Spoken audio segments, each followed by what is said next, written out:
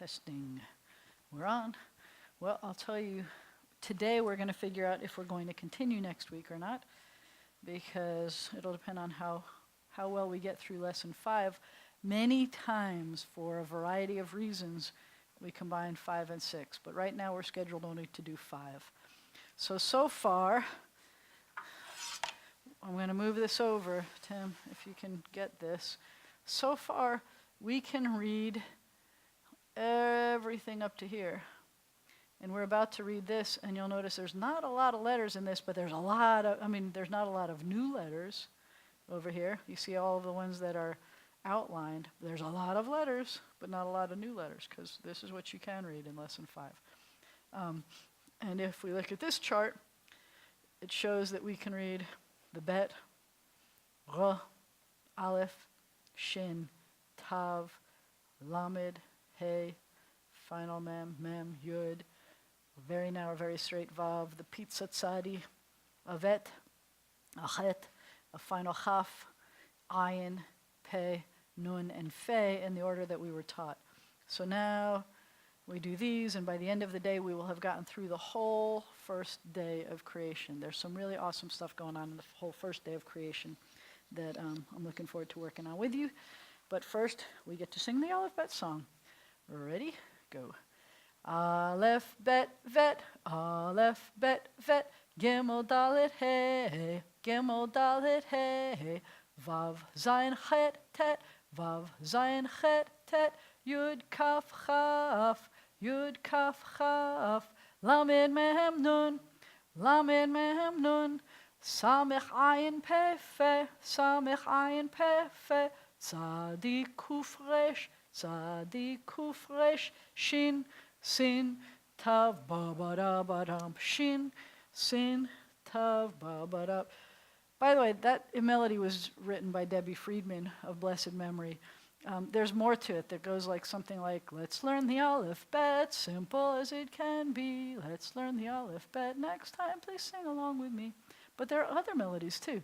There's one that I remember seeing on TV on Sunday mornings before I'd go to religious school that was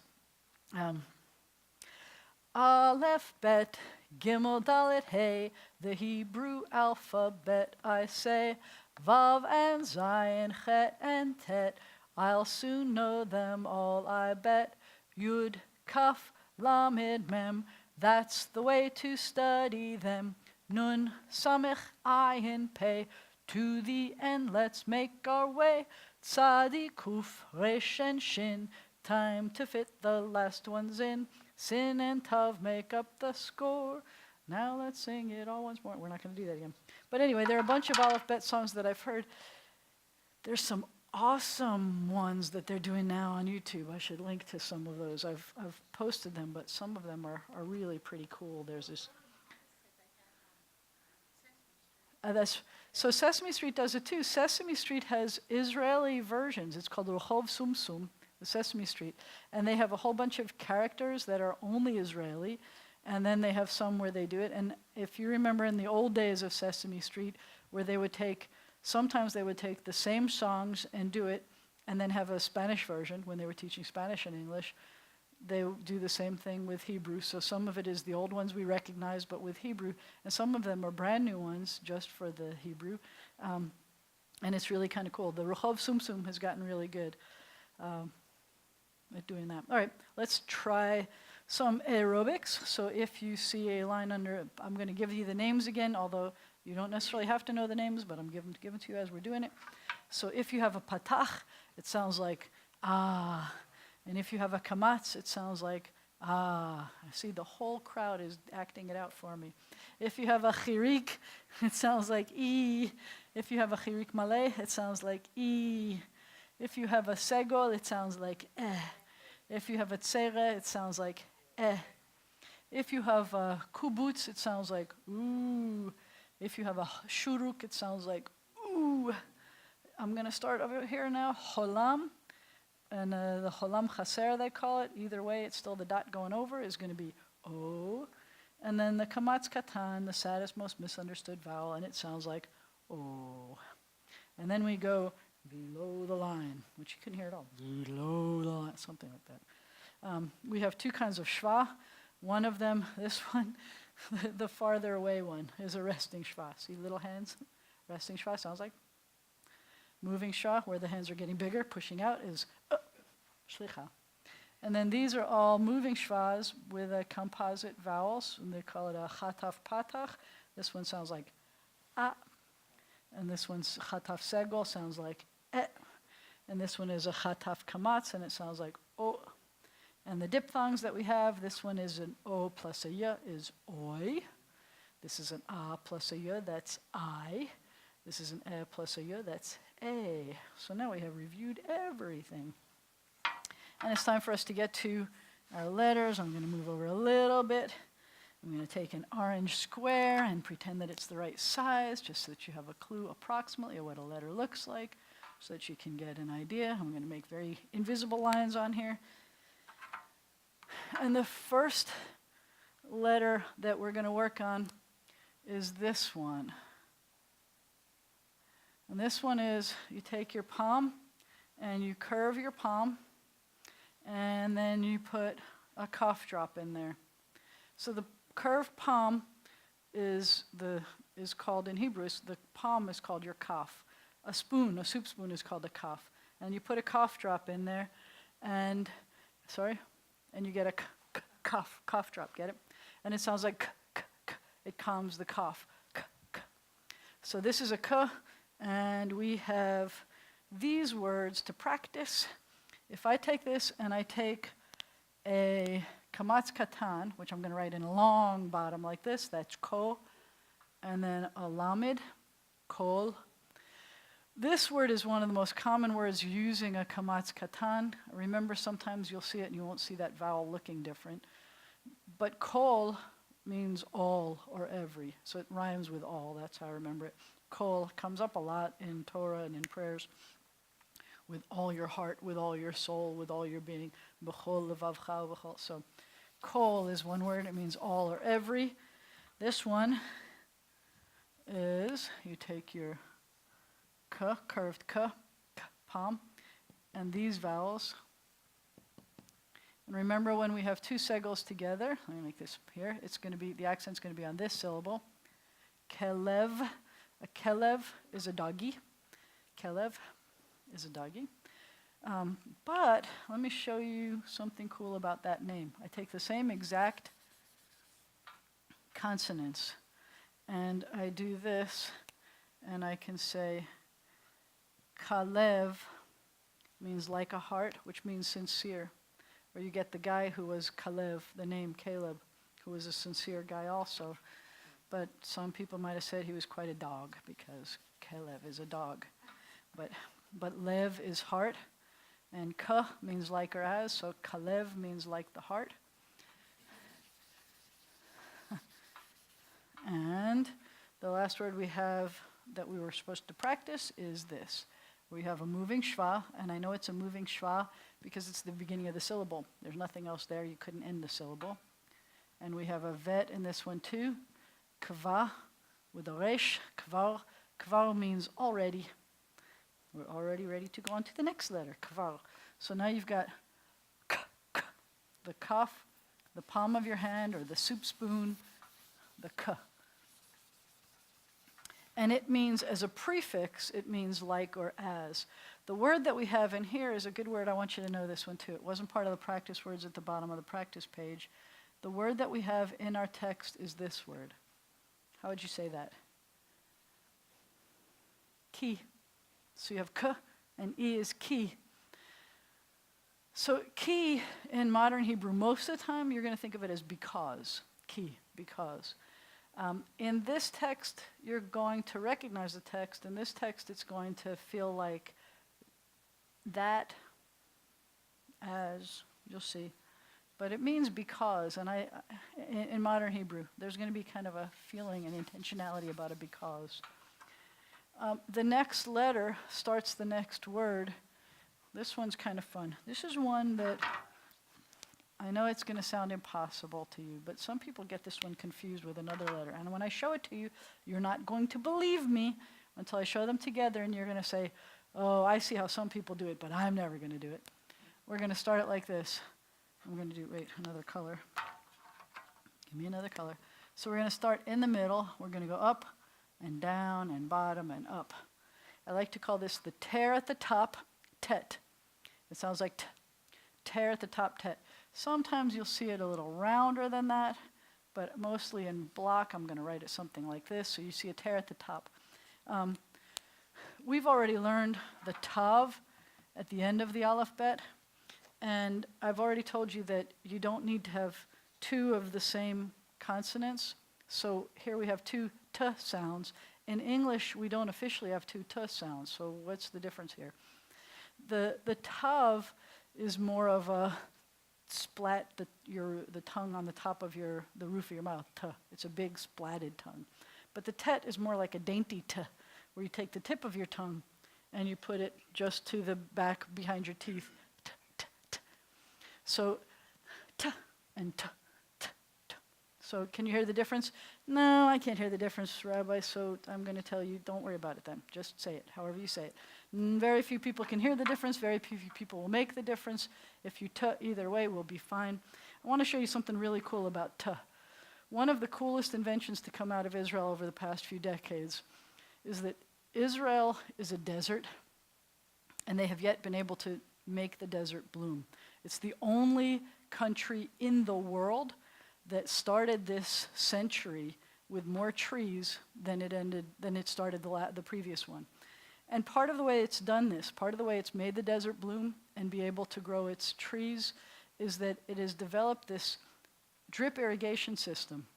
And the word in Hebrew for drip is a tipa.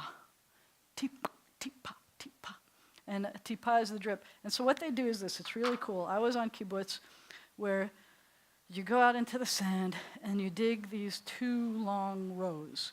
And there's a kind of a bump in the middle. And in the two rows, you place your seeds at an appropriate distance between them, depending on your crop. We were raising agvaniot at that time, which were tomatoes. And so you make your tomatoes a specific distance away, and you plop the seeds down carefully. And then you take a plastic sheet, and you cover those two rows, the dug rows, and you cover it up, and then you pat down the sides so that the plastic stays where it is. And then when you, I forgot to tell you, in the center, in that hump in the middle, is a hose with specifically spaced little holes in it. A hose with holes, little teeny dots. Like a soaker, but this is where they get the soaker idea from, and it's specifically designed, depending on your crop, to be able to water an appropriate amount for each thing. So what happens then is the hose gets turned on, and it drips, and it wants to evaporate because you're in the middle of the desert, and it hits the plastic, and it just keeps raining down. It's like creating a teeny little greenhouse on the ground level.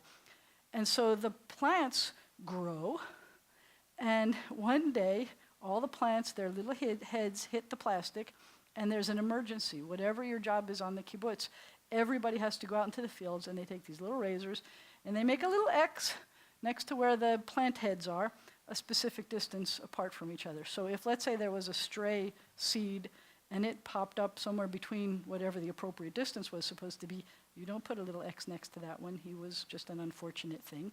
Sorry about that. But you put little X's, and then what happens is, because there's a little X there, the root of it, I guess, or the trunk of it, can we call it, stem, the stalk, pops its head up. The rest of it stays below ground, and that greenhouse effect continues, and the drips keep continuing, and the only thing that pops up is the stalk of it, and the rest of it pops out, and it stays perfectly, appropriately moist, and you grow these delicious tomatoes. And they do that for everything, and it's created a wonderful system of being able to grow plants in very, very harsh conditions where it would normally be a desert. And that's called, the drip irrigation method was called taftufot. Those were those special soaker things. Taftufot, which came from the tipa. So when I see this and I see the tear at the top, you notice that the hole up here is the top. It's a tet. I think of tipa, the drips.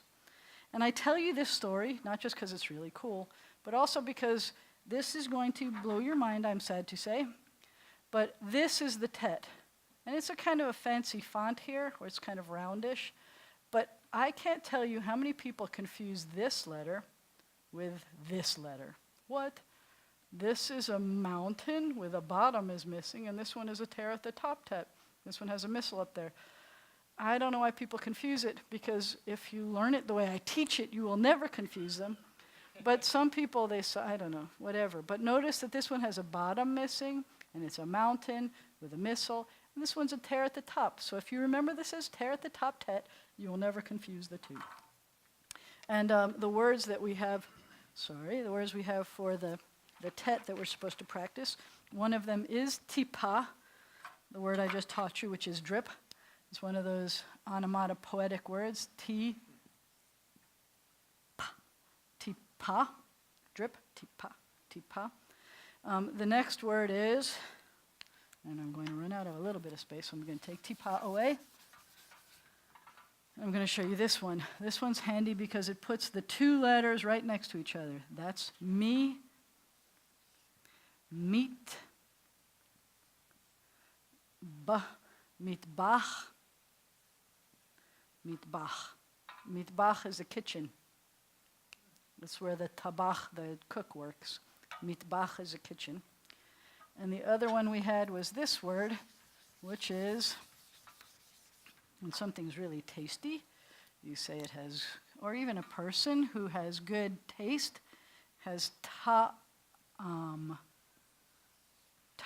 good taste. Or you say it has, the most important word that you may need to know that starts with a t is this one. Tov. Tov means good. So you would say that something is ta'am tov, means it's very tasty, good taste. Ta'am tov. Or you can say that something is, another way, so ta'am is a taste, but if you say that it is ta'im, that means it's tasty. Ta'im, all related. You have one word and one root, and you can make a whole bunch of words with that one root. So now we have a k and a t.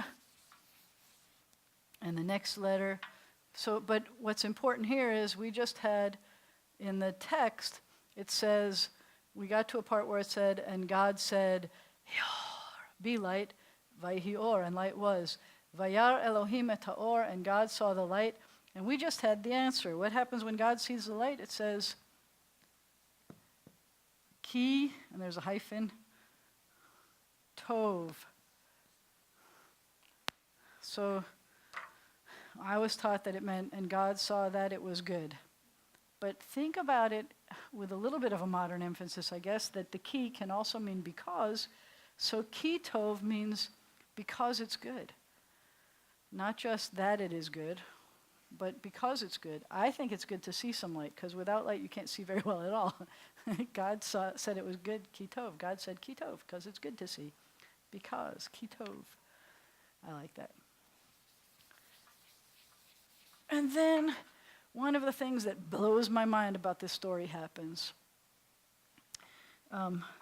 We start the word, but this is the next letter. So we see our box, and we see this letter. I'm running out of colors I want to use. So this looks like this. I call this, it's just the size of a box, but this has a little dingle-dangle doohickey hanging off here. There's always a dingle-dangle doohickey here. Some people will confuse it with a resh, but a resh is rounded, and this one has the dingle-dangle doohickey. They're the same size, but resh is rounded, and this one has the dingle-dangle doohickey, and the dingle-dangle doohickey sounds like d. D.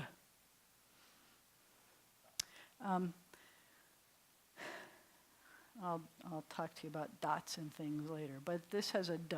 So the word that we're trying to get to in this works like this. Va yav del. Vayavdel is the next word in this story. Vayavdel. And Vayavdel comes from the word, you may recognize, some of you may know the service Havdalah, which is a separation service that we do on Saturday night at the end of Shabbat or at the end of Holy Days. And these are the root is right here.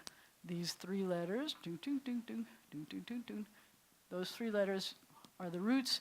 This one, if you remember, the va means and the yud means he will, but because of these vowels and where the accent is, it actually is a reversing vav, so it means and he did. And the bet dalet lamed root means separated or distinguished. So in this story, what's happening now is God creates the light, God sees the light, God says it's good, and then it says, and here's a whole bunch of words that you can read. It says, Vayavdel Elohim, and God separated or God distinguished. And now we have one more letter we have to learn before we can get to the next thing. And the one more letter is this. This letter, if we have our lines, this is a final letter. And I already said that all the final letters except the final mem go, it's a narrow one, and it goes below the line. That's a vav, it stays within the line. This one goes below the line. The vav is narrow. The final nun is narrow. Remember that we had the narrow nose nun? So I like when you take the bottom of a narrow nose nun and you drop it below the line, and you get a final nun. So that's the shape of a nun, only at the end of a word. And so the word that we have here is what God was distinguishing. God distinguished, if I do these letters, I don't know if they'll show up. Bain. Bain. Bain means between or among.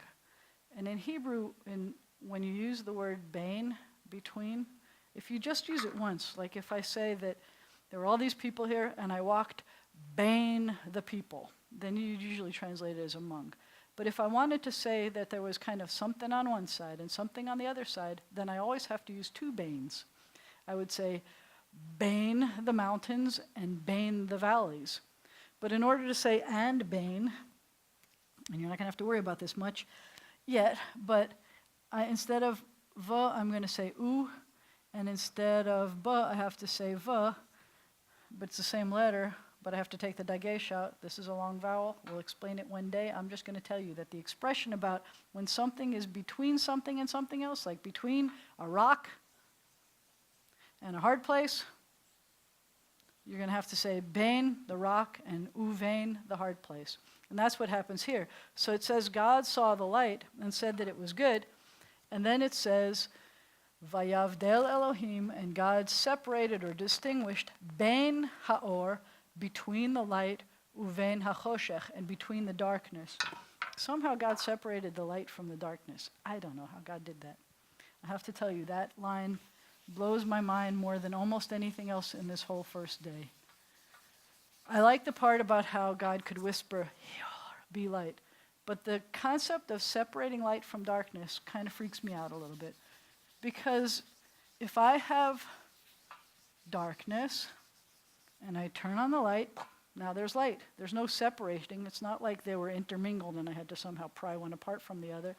So what does it mean that God separated it? And I always had this image in my mind of if I make chocolate milk and I take some syrup and I squirt the chocolate milk into the chocolate into the milk, and I squirt it and make a swirly, and then I take my spoon and I stir it all up, and now it becomes a blended chocolate milk. If I did that in reverse, then I have the white milk and the chocolate of the chocolate. That's what I picture in God separating the light from the darkness. I don't know how God did this, but to me it's either light or dark, and it's not something you have to separate. And I love that about this story. I love that there are things that I can't even imagine, because it was way before humans existed. So if it's just God and the creation part of the story, I love that I have to struggle to figure out what it was like for God back then. And I just enjoy that. So God, it says, and God separated, Vayavdel Elohim ben haor uvein hachoshech, and God separated between the light and the darkness. And we get another letter that we need to know. So this one, if I make my lines again, kind of invisible lines, excuse me. This is the one letter that goes below the line that is not a final letter. And usually I'll write it like this. I'll make something that looks like a resh, but then I'll make a line that goes below. A lot of times I'll make it so that it curves a little bit more in than just go down like a resh. And this is supposed to be a kuf. The word kuf or kof in Hebrew means a monkey. So I don't know if you can picture like a monkey going down like this. I loved once that someone said, no, it's a little bit like a key. Does it look a little like a key to you? Because it sounds like a k. I like key. But let me tell you that you can think of it as a k, which is a key, but I like to think of it as a Q. So you take this and put it a little bit on its side so it looks a little bit more like a Q than because just like we had two different t sounds, we had the t, dainty t, and we had the t, splatted t, and we had the same thing with, what was the other one we had? We had, well, I told you about the lamed being la, and we haven't learned it yet. Never mind, we'll get to it. But we have two k sounds. The first one we just learned was this one, the curved one, but now we have another one. So I want to point out that we have two different k sounds in English. One is a K, like what starts the word king, and one is a Q, which starts the word queen. And you may not have thought about it before, but the truth is they don't sound exactly alike. If you think about how you make the sound, k, k, king, and k, k, queen, the Q sound comes from further back in your throat. Now in English, with the Q, we'll always have a U afterwards, so there's always going to be a qu before it. There's going to be qu wherever it comes in a word. But in Hebrew, you don't have to. You can just do the k from the back of the throat if you wanted to pronounce it differently, but you don't have to. Everything could be a k sound, and nobody would make fun of you. But notice that that is a consonant that comes, if you look at it in any of our groupings, it comes below the line, but it is not a final letter. So we have the Q, and I think I skipped the t. No, I didn't. I did t with a t-pa. But I didn't do dalet words. I need to do dalet words too. We can practice those, and we'll practice our k words. Let me do k first, then I'll go back to dalet. With your indulgence, since I'm in the middle of k. Oh, I didn't do final nuns either. I haven't been practicing at all the letters with you, have I? I just kind of blew right through them. I don't know why. All right, we'll get to them. Maybe we could do some that use almost all of our letters. So some good words. We have words like this one. Can you see that? K, O, kol. Kol is the voice or a sound. Kol, kol. We already learned this one, which is also kol. This one means all or every with a kaf, and this is kuf, kol, a voice or a sound. Then we have another word that is a really cool word that comes up a bunch, and it is ka. There's your dingle dangle doohickey. Do, kadosh. Kadosh means holy. And so we could talk for probably hours about what does it mean to be holy. So when I was young, I was taught that holy was different. Holy other, we called it. W-H-O-L-L-Y was holy other, was holy. That God commands us to be holy by keeping commandments. And what does that mean? If Timmy next door can go to bed at 11 o'clock, but I tell you have to go to bed at 10, it doesn't make it better or worse. It just says it's different. Our way is different. It's the way it works for us, so that's kadosh.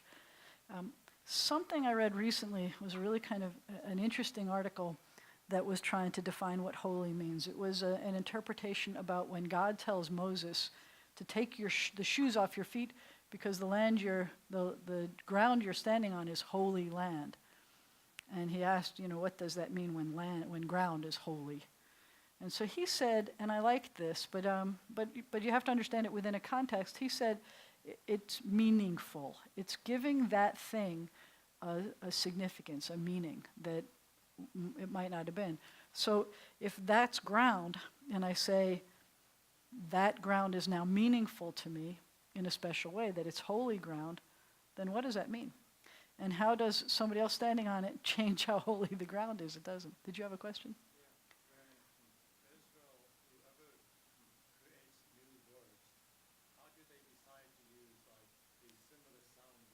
So when Israel the question was, how does Israel create new words? What they usually try to do is they try to take a word that already existed, They'll take words from ancient Hebrew, from biblical Hebrew mostly, and they'll try to give it a new significance. My favorite example of that is electricity. Like, how do you come up with the word for electricity? So there's a quote in Ezekiel, where Ezekiel's seeing this vision of this chariot kind of thing in the sky, and there's stuff. So there's a point where he talks about chashmal is coming from it, and it seems like something like bolts of energy kind of coming from it. So they say, well, that's not what he meant. He didn't mean there was electricity there, but that seems to be as close as we can get to electricity. So now they'll say chashmal for that. And now the problem is that anybody who reads it goes back and says, oh, look, he said there was electricity coming out of this thing. That's not what happened. Sometimes they'll give you words that are mixtures. Like there's a word for a speaker, which is like a sound speaker, that's a ramkol, which means that you're magnifying a voice. And they'll take the two words ramkol, which has to do with magnification or making greater, and voice, and they'll use it to mean something new. There is an official Hebrew word for telephone, and I have no idea what it is because nobody's ever going to call it that. They're just going to call it telephone, and nobody uses it. There's the word for car, which is mechonit, which means like a machinery thing, which it is in other languages too. Like Italian, it's macchina, which is the same root-ish, but most people call it an auto, and not like an auto instead of mechina.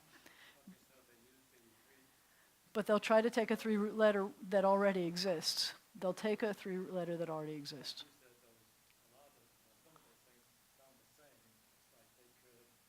Oh, I see. So actually, the tricky part is it's not so much the Hebrew, because the Hebrew already existed. The ancient Hebrew already existed. The tricky part is, what if you want to take a word like telephone? How do you know if you should write telephone with a tet or a tav? And that's where it becomes more complicated. And then you think about, sometimes they'll look at the original language, they'll look at the Greek for telephone, and they'll see what letter they used for that, and they'll try to make the one that matched it, because they had different sounds, and we have different sounds. So sometimes they'll take something like that. I have to do that when I write names on contracts, like a ketubah, a marriage contract, or if I'm giving somebody a new name, if someone's converting to Judaism, and on a contract, I have to write something like Shreveport. And that's not a biblical, so that's not creating a new word, that's saying there's a word here, how do I do it? Or if your name is Tim, how do I know which to put it on? So then it has to do with, to some extent, not just how you may sound it out, like would you sound it out more as like a Tim or a Tim, but sometimes it also has to do with other things that the language does. So for example, this ka, and we're not supposed to learn this until the 6th lesson, but this ka also has a version, we've sung about it, where we say yud, kaf, chaf. So this ka can sometimes be a ch. So is that an aspect of the word that I'm trying to write in Hebrew letters? Is that something that I may want to take advantage of? Or for example, well, you'll see, when we talk about things like digation, how we change the spellings, but usually there's a sense of something about the nature of that letter or the nature of the word that you're trying to say. And there's already guides. Most of these words have already been created, so you don't have to make them up yourself usually. Yeah, so the word for computer is mechashev, which means something that calculates very intensely. Choshev means thinks. Mechashev means something that thinks intensely. So they take that word, and it stuck. Most people will say mechashev. But that's two different questions that you ask, and they're good questions. One has to do with how do they invent new words, and there is a whole Va'ad Halashon, which is a whole, what do they call it, the language committee, the language council or something, that is always working to try to create new words, because all these new words keep popping up.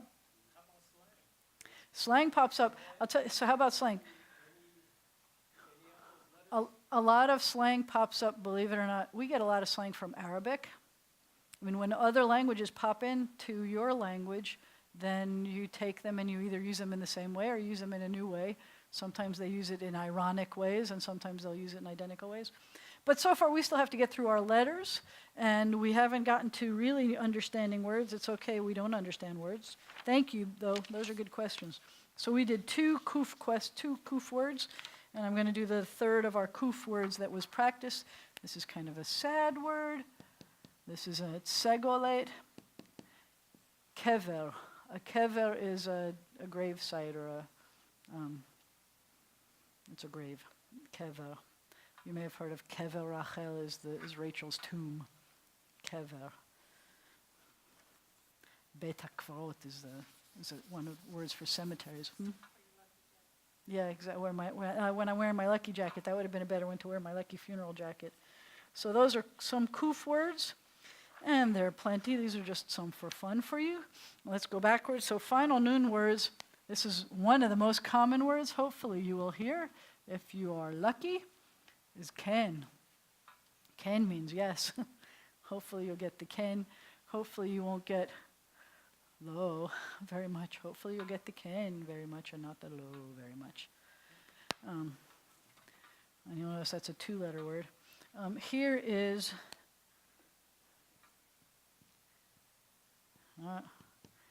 ein. Ein means there isn't or there aren't. So if I want to say there are no airplanes in this room, I could say ein airplanes in this room, or ein aviron. We could say there ein aviron b'cheder. There's no airplane in the room. The opposite of ein is yesh. Yesh. Yesh aviron. There is an airplane in this room. I didn't want to tell you, but it's right behind you. En, yesh. Opposites, just for fun. Something that may look a little bit like this, but is not this, is this word. So this one starts with a silent letter too. We've talked about this because this, ayin, is the name of the letter, and it's the name of your eye. Ayin is an eye. The plural is einayim, but ayin is an eye, and it's also the name of the letter. And then this is a place. Ka-na-an. Canaan, that's Canaan in biblical Hebrew, Canaan. So those are some words that you can read.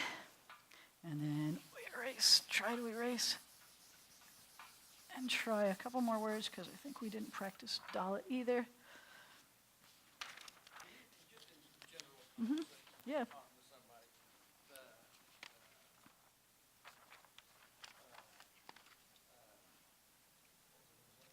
Yeah, if you're just talking to somebody.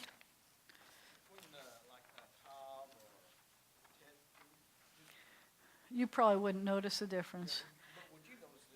Would I notice? So I will tell you. And the other letter, by the way, that I was thinking of was chet and chaf. That was one that we said sometimes is similar. But some speakers are way better at pronouncing it, the differences. They say that the Yemenites, the people from the Jews from Yemen, have the most beautiful pronunciation of Hebrew, meaning most accurate. So they will make a distinction between all of these letters. And if you closed your eyes, if all they did was like run through a whole bunch of random sounds, like our Abba Gada Hava song, if they did it as random sounds, you would know if it was a t or a t. You would know every single time. But most of the time, you wouldn't have any idea. And how would you learn to spell is the same kind of way that we learn to spell in English a little bit, is that part of it is just reading a bunch will give it to you, that you will remember. Yeah, exactly. So let me just show you. For example, if I saw this word, if I saw tov, I would say, I've seen this word so many times that I know that that's how it had to be. It's going to be spelled with a tet. It's not going to be spelled with a tav. It's just going to be wrong to see it like that. After a while, you will know, you'll recognize it, even if you can't hear the difference. Just like in English, the synonyms that we have. But no, in the beginning, it may be confusing to tell the difference. If you went to Tel Aviv, down the street, could they tell the difference between that? Between the two sounds. They make a different sound. Can you tell the difference? Well, so maybe. It depends on the person's pronunciation. I guess the question is, could we tell the difference? Yeah, could we? You speak a whole lot better if that, well, it depends on what you call better. Do I speak better redneck English than you? No. So if I spoke redneck, it depends on if I were in certain territories in Earl City, for example, they may not understand anything I'm saying because my English sounds more like New York English, and so it could be a problem. So the question is, if we were in Tel Aviv, would we know the difference between the sounds? And the truth is, you have to figure out if you can understand what the person is saying, despite the fact that there is differences or not. I mean, everybody, there's dialect differences. When I was living in Israel for a year, my leadership training program, 78 to 79. 78 was only 30 years after Israel had become a country. And most of the people who lived in that country at the time were immigrants. And they came from a huge variety of countries. And everybody spoke with almost everybody spoke with an accent from the country where they had come. And so everybody spoke with different kind of pronunciations of all these things, which was glorious, possibly more confusing, but it was glorious. Kind of, unless, it's like now, if somebody was speaking English to you with a Hungarian accent or a German accent or a French accent or an Australian accent, let me tell you, we didn't understand the Australians in English whatsoever. We could not understand anything they were saying. When they spoke Hebrew, it was easier for us to understand them because it was words we got, But it's the same kind of thing. It's the same kind of thing. You would understand. Tricky part is different accents and things. Sometimes we get in the way. All right, we have a few more letters I wanted to review with you. We've got this, little dingle-dangle doohickey. This word is davar. A davar is a word or a thing. And it may not surprise you that the word for word in Hebrew is the word for thing in Hebrew. Because if I can tell you what this thing is, then that's the word for the thing. So, davar. Although it also may not surprise you to say that the word to speak a language is medaber. From the word davar, medaber means to speak. Medaber is, if you were a guy speaking Hebrew, you would say, Ani medaber, and last time we learned Ivrit. Ani medaber Ivrit, if you're a guy. If you're a female, you'd say, Ani medaberet, I speak, medaberet Ivrit. Speak Hebrew, from the word davar. And the next word is a good word to know because the word dalet, the letter dalet, comes from the word delet, which means a door. And if I were a good artist, and I know it doesn't take a brilliant artist to be able to turn this into a door, you see a hinge here and a little doorknob there, and you've got a delet from that dalet. That's what it was originally when it was a pictograph in the early days. There go my letters. But that's okay, there's only one more word, and the one more word is kind of appropriate. It's something that we're building towards. Today, this year on our calendar, is the end of a Jewish holiday. It's not a holy day, which is why I can be here, because holy days, the Torah teaches us, the God commands on holy days you're not supposed to work, and this would be work. But this is not a holy day, it's just a holiday. The holiday is Purim. I think we can do this one. Oh, not in that color, that was terrible. But Purim is the name of the holiday that we're ending now. Purim is, the word itself means lots, not like in a many, but like as in a lottery. That it was a story that took place in Shushan in Persia, which is now Iran, but it was that there was this bad guy named Haman, boo, you have to wipe him out, who tried to wipe out the Jews. And he picked a day. What was the day that he was going to wipe out the Jews? And he picked it out as a lot from the Purim, from the lots. So he picked out one day, and it was the 13th of the month of Adar. So now we're at the 14th of the month of Adar, and we're celebrating that he didn't get to kill us all. And we celebrate by retelling the story of Esther. We did that. I posted it on my Facebook page. I don't know if anybody got to see it yet, but it's really cool. The version, every year I do a fun version. In the past, I did parodies. So we tell the story, and interspersed in the story, it's kind of like a musical. And I would take music from musicals. Like the first year I did mostly South Pacific. And it would be songs like Haman would get on and say, I'm going to wash the Jews right out of my hair. Or there was the year that I did Fiddler, or I did rock and roll songs. But those are all on my Hebrew Doc website. This year we have the Purim spiel was done by the Bar and Bat Mitzvah students, 5th grade through 7th grade. And we did a Star Wars version. And we took little Star Wars Lego characters and we used them as our characters. So King Ahasuerus was played by King Jar Jar Veros, we called it. And the kids did the acting voices for all of these characters and they tweaked the words. It was adorable. So you should watch that. It only lasts about 10 minutes. It's really fun. But we just finished Purim. And the next holiday other than Shabbat, when we have Purim, it means that we're only 1 month away from Pesach, Passover, when we learn about and relive what it's like to be freed from being avadim, slaves or servants. Avadim are slaves. So we have this powerful, we're supposed to each feel as if we were freed from slavery, and we kind of relive those moments. Avadim hayinu, we were slaves. Ata b'nei chorin, now we're free. So that's starting now. Was right after Purim is over, we start prepping for Passover, Pesach. And those are the letters that we have. We looked at the words that sometimes we translate things a little bit differently than usual, like the kitov part. Well, let's take a look, because there's a lot of Hebrew in here from all of our words. Let's take a look at what we had.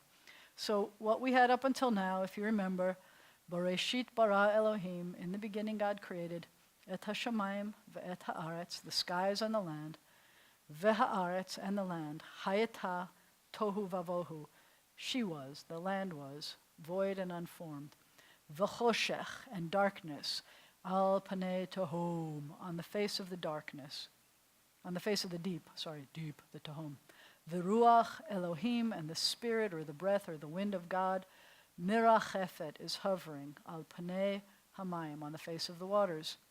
Vayomer Elohim, and God said, be light, vahiyehi or, and light was.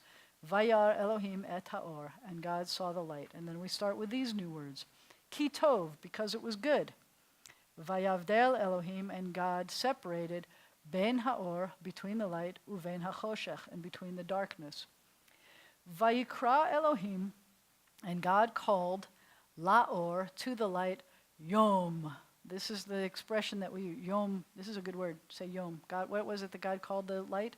Yom. Yom is day. But when you say that word Yom, wait till you see what happens with that. But God called to the light Yom. Other languages use that as an idiom of how you call yourself or name yourself. Like you say, me llamo Paco, y tú cómo te llamas. That was our first dialogue in Spanish when I was in high school. That you say, how do you call yourself? You say, I call myself. Think about if you were naming something and you've got a new puppy and you call that puppy and you say, Bruno, and you wait until it finally comes. When you call it, Bruno, Bruno, you keep calling to it until it accepts that as a name. So the expression for it, naming something, is and to call something, but it's not just calling, it's calling to. Vayikra means and God, he called Elohim, and God called Laor, he called to the light, Yom. Vilachoshech, and to the darkness, Kara. So in this case, the verb is one of those reversing vav verbs. So it looks like future tense, but you're supposed to understand it as past tense. In this case, Kara is the past tense. And it says, and he called, and to the darkness he called Laila. So the day he called, to the light he called Yom, and the darkness he called Laila. And if you say those words, Yom and Laila, you will notice that those are sounds that every human baby can make. It's one of the first sounds that any human baby can make because they're suckling sounds. They're sounds that you make using only the muscles that you can use to suckle. That's the only muscles that a child has any kind of control over. Ma, ma, ma, la, la, la. So God gave these things names just like any child might be able to say. Vayhi erev, and there was evening. Vayhi voker, and there was morning. Yom echad, one day.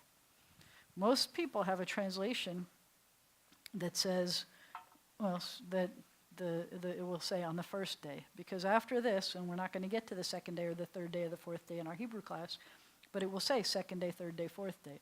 It'll end with, and there was evening and there was morning, second day. And there was evening and there was morning, third day.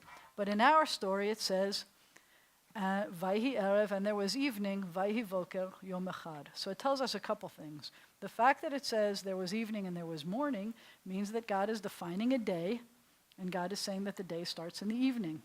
Why? So far, the only reason I know why is because darkness came before light. Is that why God is defining a day starting with an evening? I'm not sure. But now I have to wrap my mind around this concept, the concept of, all right, the day starts and I go right to sleep. It's evening now, and I go right to, it starts getting dark, and that's how I know that the day is starting. I go to sleep. In the middle of my day, my yom, I wake up, I do things I have to do until it starts winding down again, it starts getting dark, and then it's a new day, so I go back to sleep again. I don't know why, but that's how it is, and that's what God defines. But it also tells us, and this is really cool, I think, that it tells us there was evening and there was morning, and it says Yom Echad, one day. If your translation says first day, then it's a translation where they're interpreting something for you. I know that it's the first day because eventually there was a second and a third day, but it doesn't say first day. There is a word for first, and it's not that word. That word is one. So I like thinking about why it doesn't say first day. It says one day. And one of the reasons I think it may say one day instead of first day is because that's all there was. If we're reading this chronologically, we're not reading it in hindsight, we're reading it chronologically, there is only one day. It's not often that if you have one child, and that child is 20-something years old, you don't say, my first child. It's not a first child, it's the only child. So you would say, this is my child. This is my one child. You wouldn't say first. We know that there's going to be a second and a third, but as of this moment, there is only one. It made me learn that apparently in order to have order, there has to be more than one of something. As of right now, there's no order. There's no literal order of word and all kinds of things that first, second, third, because there's only one. And there's no order in the world. It's all just chaos. It's just light and dark somehow swirly together that God has to kind of separate somehow. There is no order at all. I once learned from a physicist that apparently in order for there to be time, there has to be more than two objects. You have to be able to show that something happened between these two objects moving. That you can say, well, this, from this to this, that means something, that was a time amount. That if you just had one thing in the universe, it wouldn't be time. It would just be there. So you need some way of comparing in order to show that time exists. And right now, we have one day, no order. And eventually you get to a second and third day. I had ministers in my class one year, and I tell you, I must have taken half an hour arguing with this guy about how cool it is that the text says it's one day. And he said, but it doesn't say one day, it says first day. I kept saying, no, it says one. They're like, that's the number one. And he pulls out a pen from his pocket and he says, let's say I have a pen, and it's the first one I'm making. It's a prototype, but I'm about to make a whole lot of pens like this. I would say it's my first because it's a prototype. And I'd say, yeah, but until there's more than one, you couldn't say it was the first. It's the only one. And he just could not hear me because he had grown up with this translation that said first, and it's all he could hear. And you can't see that the text itself doesn't say first. Maybe you just didn't know how many days it takes. That's right. He didn't know. Could have been, well, and that's possible too, except this word is one. So that word is one. And how long does it take? I don't know. He had more than one thing. That's right. He had one thing. So anyway, the cool thing about it is that it makes you think about it. It makes you wrap your mind around it. It's only, we've got, 5 whole sentences here. That's it. And it makes you have to think. Yeah, it does. It takes you back there. And it's humbling because you realize I get it. I can see what the world was like, but I have no idea what the world was like back then.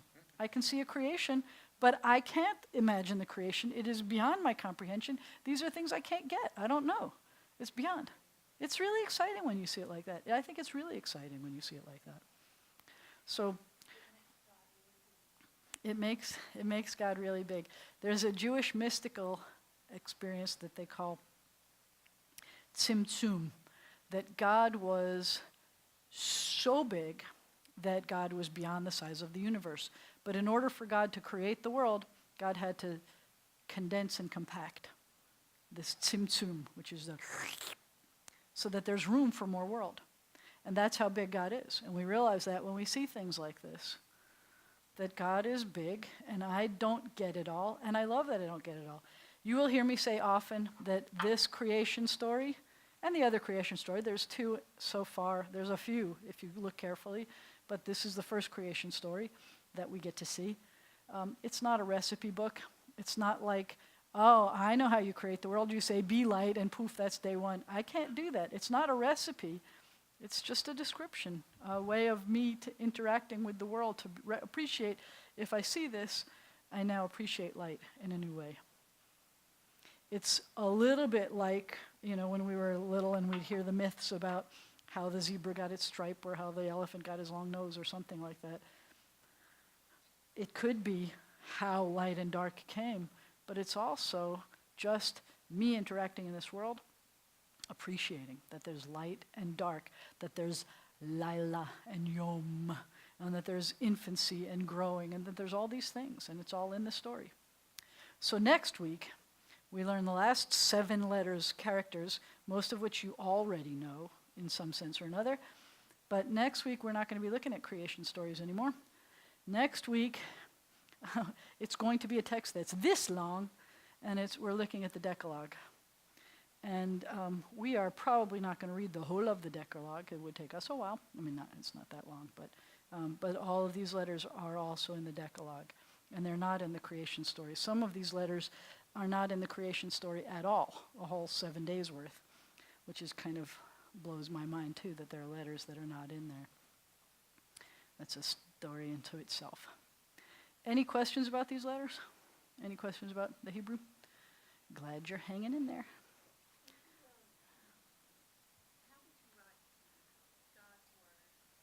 The Word of God? I would say the Word of God. There's no apostrophe S kind of thing, but you would say, I wouldn't write God on the board, but we could say this. So I showed you that the word for word is davar, like this. Okay, that's not good. Can you see that, Tim? Or is that too green? All right, so I would, to show that it's possessed, the word of, I would change that letter, that vowel. I have this here, but I would change this to this. And this now means that it's the word of, in a sense. Sometimes you'll see that as with a hyphen in the Torah to show that it's a possessed word, but it doesn't have to be. But this is called the smichut form, which is the construct state, they call it, but I call it kind of a possessive word thing. So I can take 2 nouns and I can show possession this way. And then I could either say davar and use the word Elohim, which we've seen a whole bunch of times, or I could say Adonai. But in this context so far, with only having first creation story, in the whole first creation story, God is always referred to only as Elohim. So at this point, I might say, Devar Elohim. If this were the end of a Torah book, if we were getting to the end of the book of Genesis, at the end of that we would say, Chazak, Chazak, Vanit Chazek, be strong, and let us all be strengthened as we move on to the next. And we're actually going from Genesis to Exodus next time. So, we will see a Torah. That's a good idea. We will see a Torah. Good idea. All right, thank you, everybody.